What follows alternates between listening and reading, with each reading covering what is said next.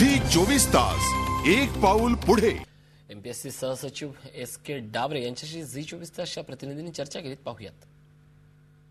मला ही पहिलीच वेळ बरं का आमच्या संपूर्ण कमिशनच्या आयुष्यातली पहिली वेळ आहे। ह्याच्यापूर्वी कधी झालंच नाही तिथे, त्यामुळे सगळेच गोंधळून गेले आणि ह्याच्यापेक्षा 33 जिल्हा केंद्रावर ती परीक्षा होते। हे प्रत्येक ठिकाणी क्वेश्चन पेपर उत्तरपत्रिका तिथे पोहोचलेले आहे, सगळीकडे पेपर गेलेले आहेत, सगळी सोय झालेली आहे, बैठक व्यवस्था सगळी झालेली आहे। जवळजवळ 984 ठिकाणी आपण परीक्षा सब सेंटर्स आहेत, प्रत्येक जिल्हा आणि मुंबईमध्ये 2 जिल्हे वेस्टर्न आणि सेंटर हे असं आपण सोयीसाठी सिटी आणि फोन येत आहे की आम्हाला प्रोफाईल अपडेट करताना अनेक प्रॉब्लेम येतात, म्हणजे एज्युकेशन क्वालिफिकेशनचं त्यांना ऑप्शनच दाखवत नाही।